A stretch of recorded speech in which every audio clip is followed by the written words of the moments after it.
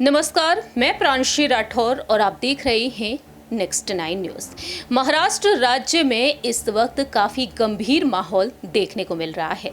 आपको जानकारी दे दें कि बीते 30 जून की देर रात एक गंभीर हादसा हो गया, जब एक नागपुर से पुणे जा रही थी प्राइवेट बस, वह महाराष्ट्र के बुल्ढाना में एक गंभीर हादसे का शिकार हो गई। इस हादसे में कई लोग अपनी जान गंवा चुके हैं। रिपोर्ट्स के मुताबिक सामने आया है तकरीबन 25 लोगों के साथ साथ 3 बच्चों की इस गंभीर हादसे में जान जा चुकी है। और इस गंभीर हादसे को देखते हुए फिलहाल देखा जाए तो राज्य सरकार लगातार कई बड़े बड़े ऐलान कर रही है और लगातार तमाम दिग्गज नेता अपने दर्द को भी जाहिर कर रहे हैं। देश के प्रधानमंत्री नरेंद्र मोदी से लेकर राज्य के मुख्यमंत्री के साथ साथ उप मुख्यमंत्री देवेंद्र फडणवीस ने भी अपने दर्द को बयां किया है। आखिरकार देवेंद्र फडणवीस ने क्या कुछ कहा है, सुनिए जरा। देखिए, समृद्धि महामार्ग पर एक बहुत ही दुर्दैवी इस प्रकार की घटना हुई है। कल एक ट्रैवल्स की बस देर रात या सुबह वो बस एक पुलिये से टकराई और उसके बाद उसके डीजल की टंकी फूटने से उसमें आग लगी और 25 लोग वहाँ पर जलकर उसमें उनका मृत्यु हुआ है। बहुत ही दुर्दैवी इस प्रकार की घटना है। 8 लोग निकल पाए, ड्राइवर भी निकल पाए, क्लीनर भी निकल पाए, इसलिए वो बचे हैं। लेकिन जो लोग बस से नहीं निकल पाए, ऐसे लोगों का मृत्यु हुआ है। मैं और माननीय मुख्यमंत्री जी अभी वहाँ पर घटनास्थल पर जा रहे हैं। मुख्यमंत्री जी ने जिनका मृत्यु हुआ है उनके परिवार को 25 लाख रुपए का मुआवजा देने की घोषणा की है। जख्मियों का उपचार जो है वो भी सरकार की ओर से किया जाएगा।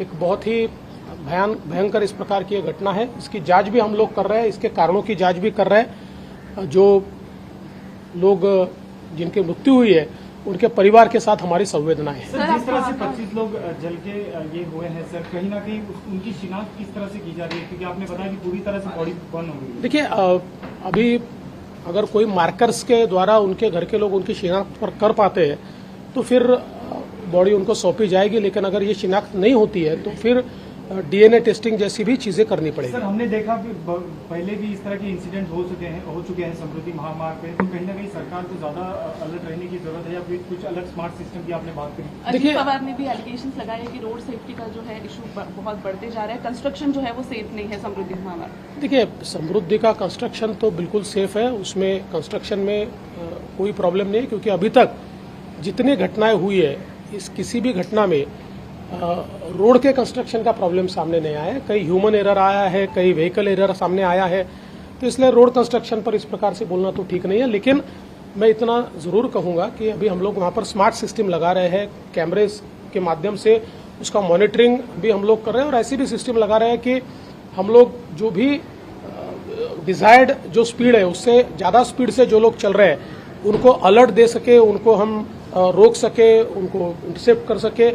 ऐसी चीजें भी इस स्मार्ट सिस्टम में हम लोग लगा रहे हैं। लेकिन जब तक ये सिस्टम इन प्लेस नहीं आती तब तक हम लोगों को ह्यूमन इंटरवेंशन ही करना पड़ेगा और हम लोग उसका जरूर विचार करेंगे। सर, एक आखिरी सवाल जिस तरीके से एसी स्लीपर बस थी और इस कारण से ये पहली बार हादसा नहीं हुआ कि एसी स्लीपर बस में आधी रात को ऐसा हादसा और मृत्यु हो गई, तो क्या उसके चलते क्या कुछ योजनाएं बनानी जरूरी है सरकार को, आपको लगता है? देखिए, मुझे ऐसा लगता है कि विशेष रूप से ड्राइवर्स को सेंसिटाइज करने की जरूरत है। और जब देर रात ऐसी बसें चलती है तो कई बार कुछ हमारे नियम है, 2 ड्राइवर रखने चाहिए, तो उस प्रकार से रखे गए हैं या नहीं रखे गए ये भी देखने की आवश्यकता है। इस बस का टाइमिंग किस प्रकार का था, इसमें 2 ड्राइवर की रिक्वायरमेंट थी या नहीं थी। तो मुझे लगता है कि इस प्रकार की एक सेंसिटाइजेशन ये बहुत जरूरी है, वो हम करेंगे। सर, एक आखिरी सवाल, मुंबई में भी काफी डेथ्स हो रही है, जैसे सिविक एक्टिविटी हम देख रहे हैं, बारिश को लेकर भी इंफ्रास्ट्रक्चर का कहीं ना कहीं इशू दिख रहा है, हर जगह वाटर लॉगिंग, जबकि सीएम ने भी कंफर्म किया था कि अगर इस बार प्रॉब्लम्स हुई मुंबई के सिटीजन्स को तो फिर वो बीएमसी के जो ऑफिशियल्स है उनको रेजिग्नेशन मांगेंगे, बट ऐसा कुछ दिख नहीं रहा है। देखिए, ऐसा है कि मुंबई एक कोस्टल सिटी है और इस कोस्टल सिटी में जब टॉरेंशियल रेन्स होते हैं और उसी समय हाई टाइड आता है तो ऐसे समय पानी निकलने की जगह नहीं होती और इसलिए पानी कई जगह रुकता है।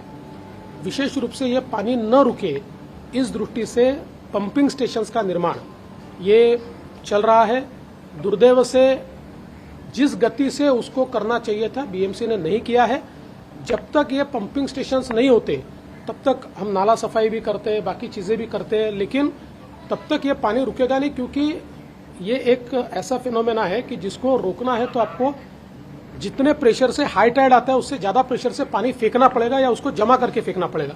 वो व्यवस्था जब तक हो रही है, लेकिन तब तक मुख्यमंत्री जी ने भी यह प्रयास किया है कि कम से कम डिजास्टर हो और जितना हम ज्यादा पानी निकाल पाए उस प्रकार का प्रयास चल रहा है। बीएमसी को उस प्रकार से निर्देश भी दिए। आपने सुना कि किस तरीके से देवेंद्र फडणवीस यहां पर अपने दर्द को जाहिर करते हुए नजर आए हैं। पुलिस के मुताबिक सामने आया है कि नागपुर से औरंगाबाद रूट पर बस पहले लोहे के खंभे से टकरा गई, कंट्रोल खोने के बाद डिवाइडर से टकराकर पलट गई। बुल्ढाना के इस हादसे को लेकर अब देखा जाए तो राज्य सरकार ने अपनी बात रखी है। फिलहाल देखा जाए तो यहाँ पर अब राज्य सरकार डंके की चोट पर अपनी बात रख रही है और लगातार अपने दुख को जाहिर करते हुए भी देखी जा रही है।